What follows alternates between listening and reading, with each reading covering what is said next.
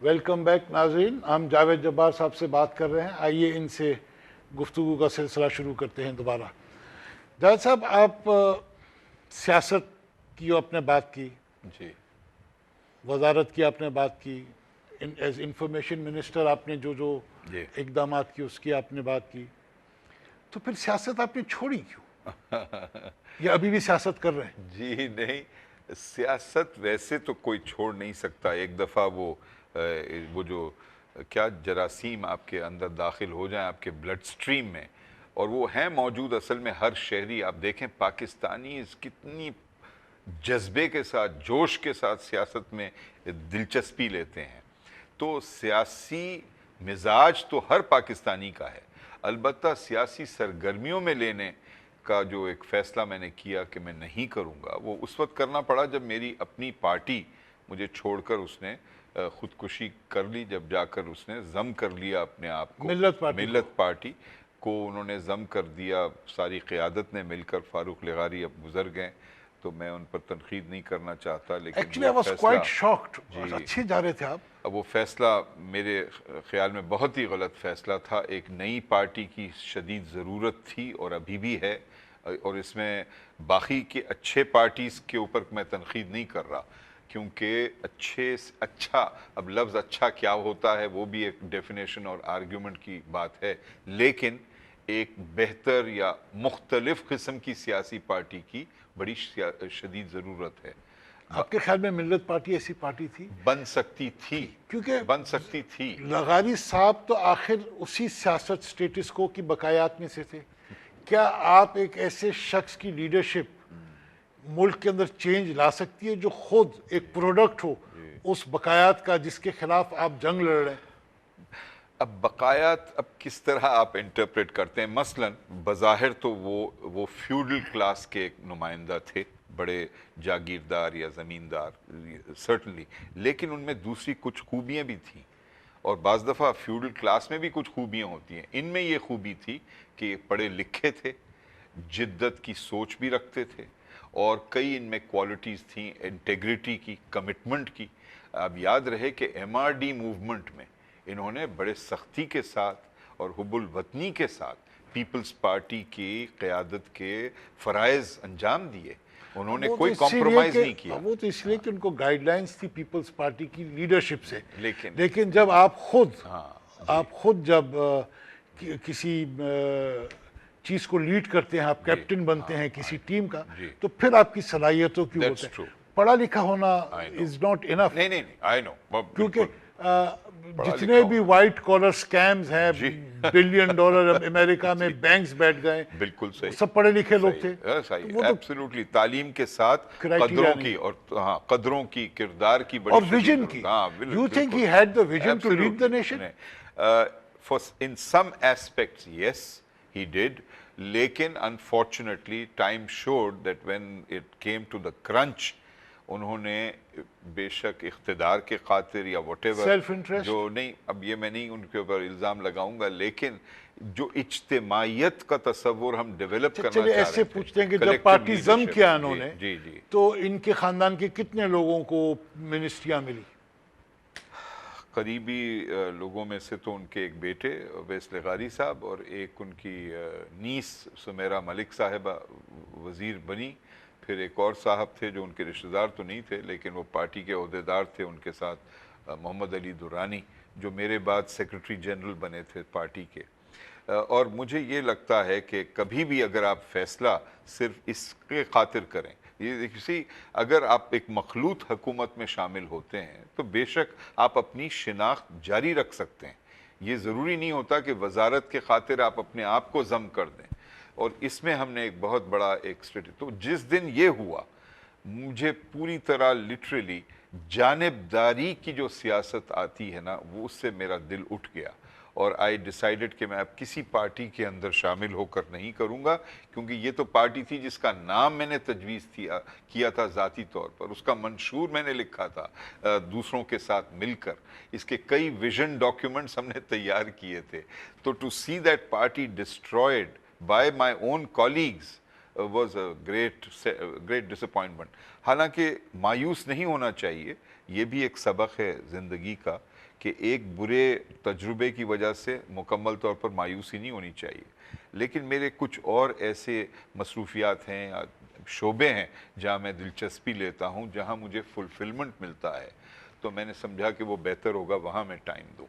یہ ایک میرے خیال میں لاجیکل کنکلوژن تھا جی آپ کی کیریکٹر کو دیکھتے ہوئے, آپ کے مزاج کو دیکھتے ہوئے, کہ ایک انڈیپینڈنٹ مائنڈڈ آدمی جی اور بنیادی طور پہ جس کا ایک ویژن ہو اور وہ ڈسٹروائے ہو جائے, وہ اس کی آئیڈینٹی ختم ہو جائے, تو اس کے پھر دو ہی راستے ہیں, یا تو پھر آپ سوشل ورک میں آ جائیں یا آپ اپنی سیاسی پارٹی بنا لیں.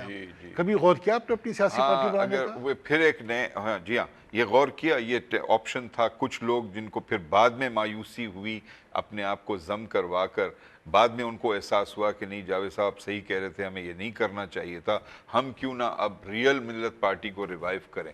لیکن اس وقت تک پھر یہ مجھے دوسرا فیصلہ کرنا پڑا کہ کیا میں اپنی ذاتی زندگی کو, میرے فیملی کے انٹرسٹ کو, میرے فیملی کے ممبرز کو جو میں نے اتنا نظر انداز کیا ہوا تھا, کیونکہ سیاسی پروسیس میں آپ کو یہ جو قربانی دینی پڑتی ہے نا اپنے ذاتی رشتوں کی, اور ان کو نظر انداز کرتے ہوئے سیاسی پروسیس کو سب سے بڑی ترجیح دیتے ہیں, یہ اس وقت میں تسلیم کرنے کے لیے تیار نہیں تھا. آلریڈی بہت ٹائم دے چکا تھا. تو میں نے سوچا کہ دوسرے لوگوں کو ہم انکریج کر سکتے ہیں, اور ہمارے بعد آئیں گے دوسرے لوگ بھی, اور سیاست میں ایک تجزیاتی طور پر, آبزرور کے طور پر, اور جہاں تک ممکن ہے پریکٹیکل فارم میں ہمیں حصہ لینا چاہیے, اور وہ میں لیتا ہوں.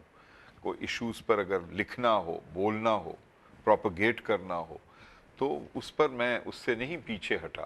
البتہ جانبداری والی سیاست پارٹی ممبر بن کر, کیونکہ یہ پارٹی ممبر بننا حالانکہ وہ ناگزیر ہے, جمہوریت کا حصہ ہے, لیکن it doesn't probably suit my temperament. مجھ میں ہی کوئی خامی ہے کہ میں پارٹی کے مفادات کو ریاست کے مفادات سے زیادہ بالاتر نہیں دیکھ سکتا, اور پارٹی لیڈر کی ڈسپلن کو میں ایکسیپٹ اتنے آسانی سے نہیں کر سکتا. تو یہ مجھ میں خامی ہے اور کمی ہے. چلیے آتے ہیں ذرا کچھ ماضی کا. Javed Jabbar and being film producer, جی بیونڈ دا لاسٹ ماؤنٹین, ادھر سے آپ کا ایک فلمی شناخت بھی ہوئی. کیسا تھا یہ ایکسپیرینس؟ دیکھیے, اس میں جب میں ماؤنٹن پر پہنچنے سے پہلے کئی چھوٹی پہاڑیوں سے بھی گزرا اور نہروں سے تیرتے ہوئے, کیونکہ شروع کیا تھا میں نے ایڈورٹائزنگ کمرشلز کے ساتھ بنانا. آپ کی تو بڑی مشہور ایم این جے ماشاءاللہ, پیک فرینز, پائٹ پائپر اور پاکستان ٹوبیکو اور دیگر, اور تو وہ بہت ایک دلچسپ حصہ رہا, اس میں بہت کچھ سیکھا. بڑا کریٹیو کام ہے. جی ہاں, بڑے کم عرصے میں مختصر وقت میں آپ کو پوری کہانی بیان کرنی پڑتی ہے. اور پھر ڈاکیومنٹریز بنانے میں بھی بہت سیکھا. موہنجو دارو پہ جو میری ڈاکیومنٹری تھی وہ پاکستان ٹیلی ویژن کے لیے میں نے بنائی تھی ایز اے فری لانسر. تو وہ پہلی پی ٹی وی کی ڈاکیومنٹری تھی جسے 4 بین الاقوامی ایوارڈ ملے تھے 1973 میں. تو اس کے بعد پھر خیال آیا کہ کیوں نہ ایک انگریزی زبان میں اور یک وقت اس کو اردو میں بھی پیش کریں, اس وقت کے پاکستان کی عکاسی کریں, کیونکہ پاکستانی سنیما اس وقت کا اور بلکہ آج کا بھی most does not reflect the reality of Pakistan. اور کیونکہ انگریزی بولنے والا طبقہ بھی پاکستان کا حصہ ہے اور اس کے مزاج کو, اس کے ایتھوس کو ریپرزینٹ کرتا ہے, تو ہم نے اسی لیے, اور اس میں دوسرا ایک اہم حصہ تھا کہ پاکستانی خواتین کا پورٹریل. سنیما میں نارملی خواتین کو ناچنا, گانا اور رومانی انداز میں دکھانا, جی ہاں, اور رومانٹک رول, یہ اس کو میں رد کرتا تھا, بیکاز ریالٹی میں ہماری خواتین بڑی ذہین, بہت محنت کش اور خود اختیار بھی ہوتی ہیں, خود فیصلے کرنے کا اختیار بھی رکھتی ہیں ایک خاص طبقے میں. تو یہ مقصد تھا وہ بیونڈ دی لاسٹ ماؤنٹن بنا. اس کی کوئی سیکوینس بنائیں گے آپ کے بیونڈ دی لاسٹ ماؤنٹن, آپ نے کیا دیکھا اس کے beyond? Son of beyond the last mountain یا daughter of beyond the last mountain. ہاں, کبھی مجھے یہ ٹیمپٹیشن ہوا ہے کہ revisit that film Yeah. اور after And see what you saw later on in G life beyond. اس کی Absolutely. سیکوینس اچھی بنتی ہے کہ ایک ماؤنٹین ہے No. Beyond the last mountain, تو جب آپ اس ماؤنٹین پہ پہنچے ہاں. تو اس کے بیونڈ آپ نے کیا I دیکھا, know. وہ ایکسپیرینسز. کیونکہ ادھر ہم نے کچھ ایسی چیزیں جھلکی کے طور پر دکھائیں جو بڑی بدقسمتی سے سچ ثابت ہوئی کئی سال بعد. مثلاً مائنڈلیس وائلنس, بغیر سوچے یا سوچے سمجھے والا تشدد کی جو کیفیت بڑھی ہے پاکستان میں, کبھی مذہب کے آڑ میں, مذہب اور انتہا پسندی کو ملا کر جو یہ خوفناک ایک نیا تشدد کا مزاج پیدا ہوا ہے, جہاں آپ تشدد کو جسٹیفائی کرتے ہیں مذہب کے نام پر. اب تو کلچر کے اوپر بھی ہونے لگا ہے, ایبسلیوٹلی آن لنگوسٹک بیسس. جی جی فلانے علاقے میں فلانے لوگ رہتے ہیں, absolutely. فلانے علاقے میں فلانے لوگ رہتے ہیں. جی This is اسی لیے dangerous. اس وقت بیونڈ دا لاسٹ ماؤنٹین میں گبول صاحب ایک ہم نے سین رکھا تھا فلاور شو کا, بہت خوبصورت فلاورز جو ہم نے بلکہ منگوائے تھے لندن سے, اور اس میں داخل ہوتے ہیں کچھ 3 ایسے افراد جو بغیر کسی پرووکیشن کے ان خوبصورت پھولوں کو اپنے ہاتھ سے لے کر موچتے ہیں, پھاڑتے ہیں, توڑتے ہیں. تو تھا تو بڑا کروڈ, لیکن میں چاہتا تھا کہ یہ ایک علامتی طور پر ہم دکھائیں کہ کس طرح تشدد کو آپ فروغ دے سکتے ہیں, ایک مائنڈلیس وائلنس جو ابھر رہا تھا اس وقت پاکستان میں. اور وہ مائنڈلیس وائلنس آج بھی موجود ہے, اور بعض دفعہ وہ ایک مائنڈ کا ایک بہانہ سہارا لے کر اپنے آپ کو سامنے لاتا ہے. تو ضرور آپ کو بھی دعوت دیں گے کہ آپ بھی اس میں شامل ہوں, beyond the last mountain. I think that would be a good experience. صحیح. جو آپ پاکستان کو جو آپ آج دیکھ رہے ہیں, جی ہاں جی ہاں آپ اس ماؤنٹین کے بیونڈ جو آپ کیا کچھ بات نظر آ رہا ہے, جی, جی. اس کا اگر آپ ایکسپیرینس اگر آپ ایک Absolutely. ڈاکیومنٹری یا فلم کے حساب میں جی, لے آئیں, جی. تو I think it will be very Very educative interesting. صحیح. For not only Pakistan but even for how the western world and That's true. Look at Pakistan. Very true. I think ان کی ایک اچھا ہوگا. Thank you for the suggestion. پھر آئے آپ کی ایک بڑی مشہور رام چند پاکستانی. جی جی جی جی یہ That was quite a hit. جی ہاں ماشاءاللہ 40 فلمی میلوں میں, بین الاقوامی فلموں میلے میں اس کو دعوت دی گئی ہے. 5 بین الاقوامی ایوارڈز ملے ہیں اس کو, انٹرنیشنل فلم کرٹکس ایوارڈ, ستیہ جیت رے آنریبل مینشن ایوارڈ. پھر سوئٹزرلینڈ میں جرمن بولنے والے لوگ, فرانسیسی بولنے والے لوگوں نے جب یہ فلم دیکھی تو انہوں نے ووٹ ڈال کر اسے منتخب کیا ہماری سب سے پسندیدہ فلم فری بورگ فیسٹیول کی. تو یہ اعزاز پاکستان کے لیے رام چند پاکستانی نے حاصل کیا. نیشنل ایوارڈ بھی ملے. میری بیٹی مہرین جبار نے اسے ڈائریکٹ کیا, میں نے تو اس کی کہانی کو انیشلی لکھا اور پروڈیوس کیا, اور اب پلان ہم کر رہے ہیں. Was the dad the overseeing director? نہیں, ڈائریکشن میں نے بالکل دخل نہیں دیا, صرف گفتگو ہوتی تھی مہرین کے ساتھ. وہ خود اتنی باشعور اور ہنرمند ماشاءاللہ لڑکی ہے, ڈائریکٹر ہے, کہ اسے میری گائیڈنس کی ضرورت شاید نہیں ہے. I think you're being modest. نہیں, بچپن سے ویسے اس کا گزرا ہے. اس کا بچپن ایک ایسے ماحول میں جہاں اس نے دیکھا والد صاحب اس کے ڈائریکٹ کیا کرتے تھے, تو شاید کچھ اس نے اس سے سیکھا ہو, لیکن وہ خود کافی ویل ٹیلنٹڈ خاتون ہے. آپ نے پھر سماجی کام میں بھی بڑا انٹرسٹ لیا. جی جی وہی ملت پارٹی ٹوٹ گئی, جی اس سے آپ بدزن ہوئے, جی جی پھر آپ نے سوچا کچھ ایسا کام کیا جائے جو میں انڈیپینڈنٹلی کروں. Was that one of the... نہیں, ملت پارٹی انسیڈنٹلی ٹوٹی نہیں, شکر ہے. ملت پارٹی کو ضم کر دیا گیا مسلم لیگ کیو میں 2003 میں, جو کہ مجھے بڑا افسوس, اور 2004 میں اس کو عملی شکل دی گئی. میرا جو وابستگی رہی ہے ترقیاتی کام میں, اور میں سماجی کام کے بجائے میں اسے ترقیاتی کام سمجھتا ہوں, وہ شروع ہو گیا تھا 1978 اور 80 کے درمیان, اور آج بھی وہ جاری ہے.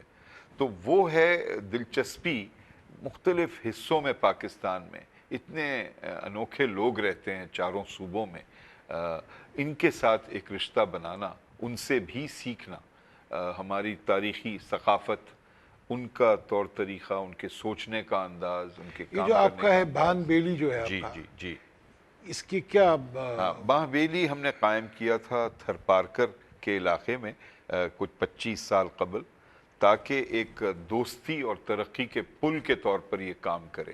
یہ جو فاصلے ہیں انسانیت میں، لسانیت کا فاصلہ، زبان کا فاصلہ، مذہب کا فاصلہ، اربن اور رورل ڈیوائڈ کا فاصلہ، اس جی، کو کیسے برج کریں گے؟ یہ ہم نے کیا ہے نا، اور ہم نے 26واں سال اب ہمارا شروع ہو چکا ہے۔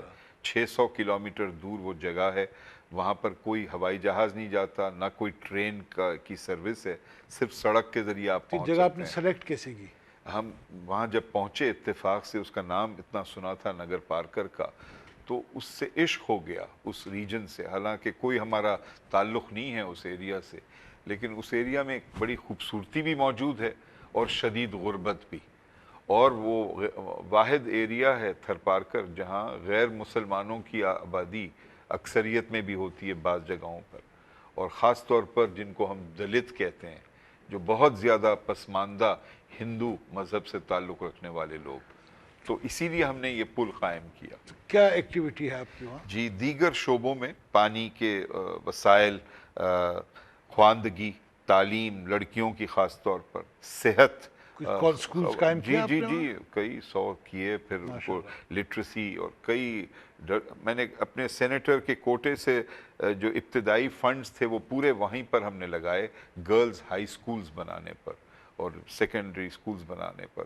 اس کے بعد ماہبیلی نے بھی بنائے، اور ہم کیپیسٹی بلڈنگ کرتے ہیں، یعنی کہ ان کی صلاحیتوں کو اجاگر کرنا، ان کو تربیت دینا کہ اپنی رہنمائی خود کیسے کریں، اور دوسروں پر ڈیپینڈ کرنے کے بجائے اپنے آپ پر زیادہ ریلائی کریں۔ ڈو یو تھنک کہ گورنمنٹ کی انوالومنٹ زیادہ ہونی چاہیے سوشل سیکٹر کے اندر؟ کیونکہ منسٹرز ووٹ لے لیتے ہیں اور MNAs, MPs بن جاتے ہیں۔ اگر ہم یہ کانسیپٹ لیتے ہیں کہ ریپرزینٹیو گورنمنٹس ہیں اور یہ لوگوں کے ریپرزینٹیوز ہیں، تو پھر یہ غربت بڑھتی کیوں جا رہی ہے، کم نہیں ہو رہی ہے؟ سکولز کالجز نہیں ہیں تو پھر ایسے ہی سلسلہ چل رہا ہے۔ جی جی، اس کی کیا وجہ ہے؟ اور غربت بڑھنے کی وجوہات صرف حکومت کی نااہلیت نہیں ہے۔ اسی غربت کو مینج کرنا، کنٹین کرنا کئی فیکٹر سے تعلق رکھتا ہے۔ جو بین الاقوامی نظام ہے، فری مارکیٹ جسے ہم کہتے ہیں، وہ ایک بڑا ظالمانہ نظام ہے، جہاں پر وہ پروڈکٹیو ہو سکتا ہے، کریٹیو ہو سکتا ہے، وہ ڈسپیرٹی کو بھی بڑھا سکتا ہے۔ اس وقت امریکہ اور برطانیہ میں غیر برابری کی جو حقیقت ہے، تاریخ میں سب سے زیادہ شدید پائی جا رہی ہے۔ گزشتہ 30 سال میں غیر برابری سب سے رئیس 1% اور سب سے غریب 20% کے درمیان دگنا کیا تگنا ہو چکا ہے وہ فرق۔ تو غیر برابری اور غربت میں کئی بین الاقوامی فیکٹرز ہیں، کیپٹلزم کا دخل ہے اور مینجمنٹ کا۔ ساتھ ساتھ یہ بھی حقیقت ہے کہ چین میں جہاں انہوں نے فری مارکیٹ کی پالیسیز اپنائیں، پہلی بار 400 ملین یعنی کہ 40 کروڑ انسانوں کو شدید غربت سے نکال کر انہوں نے مڈل کلاس کا حصہ بنا دیا، اور وہ ثابت کرتا ہے کہ جیسے آپ کہہ رہے ہیں حکومت کی ایک ذمہ داری بنتی ہے۔ بالکل، اور وہ ہماری انفارچونیٹلی دیکھیے ہمارے جو فنڈامنٹل رائٹس آئین دیتا ہے، جی ان کو سیف گارڈ تو حکومت ہی کر سکتی ہے نا، اس کو امپلیمنٹ حکومت ہی کر سکتی جی ہے۔ ہاں جی ہاں اگر آپ کے MNAs, MPAs جس علاقے سے الیکٹ ہو کے جاتے ہیں جی اور پھر ان کی جو یوزفلنس ہے ایم پی اے کی، وہ یہاں تک ہے کہ بینک کے لونز مل جاتے ہیں، یا جو پیسے ان کے پاس ملتے ہیں، ان کی گاڑیاں بدل جاتی ہیں۔ جی جی، میں ایک ریٹرک نہیں کر رہا ہوں، یہ ایک حقیقت ہے۔ جی ہاں تو یہ جس طرح ہم ان کو اگنور کرتے چلے جا رہے ہیں لوگوں کو، اور ان کی غربت میں کمی نہیں آ رہی ہے بلکہ بڑھ رہی ہے، تو اس کے لیے آپ کچھ جی، دیکھیے میں پھر اس پر زور دوں گا گبول صاحب، کہ مہنگائی جب بڑھتی ہے یا غربت بڑھتی ہے تو کئی اکنامک معاشرت کے کئی فیکٹرز، معاشرے کے کئی فیکٹرز آ جاتے ہیں جس کا تعلق ویسے براہ راست سیاستدانوں کے ساتھ نہیں ہوتا. International law and law of supply and demand وغیرہ, لیکن عوام ہی تو الیکٹ کرتی ہے نا یہ MNAs MPAs کو. الیکٹ کون وہ کرتا تو ہے؟ اس لیے الیکٹ کرتے ہیں کہ بیچارے ان پڑھ ہیں, جاہل ہیں.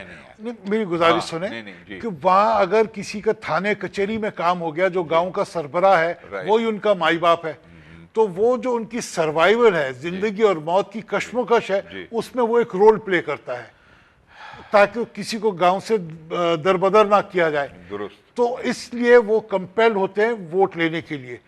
اگر یہی چیز کوئی ہماری حکومت کوئی اس قسم کے اقدامات خود لے کہ وہاں سکولز, کالجز یا جو غربت کو دور کرنے کی ایک ایفرٹ کر لے, غربت دور نہ کر سکے, ایک ایفرٹ کر لے, تو کون کرے گا اگر حکومت نہیں کرے گی تو؟ یہ بھی صحیح ہے, دیٹس ٹرو. اولین ذمہ داری حکومت وقت پہ ہی ہوتی ہے, لیکن ساتھ ساتھ سماج میں کچھ سیاسی تحریکوں کی بھی ضرورت ہے جو صرف پارٹی کے طور پہ نہ سوچیں بلکہ سماجی تبدیلی پالیٹکس کے. از اے فارم آف سوشل ورک. اگر آپ Absolutely, I agree with you. اگر آپ سیاست کا مطلب ہی سوشل ورک ہے.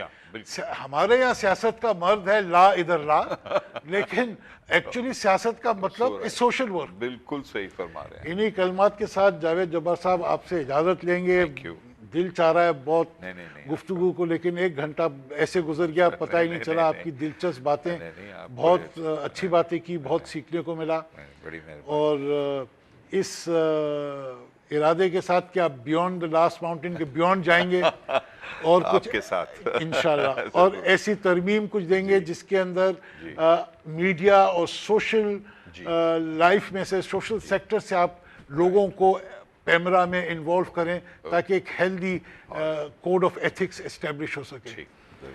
خواتین و حضرات, ناظرین, یہ تھے جاوید جبار صاحب جن کی آپ نے باتیں سنی. امید ہے آپ کو ان کی باتوں سے کچھ سیکھنے کو ملا. بڑی دلچسپ گفتگو کی.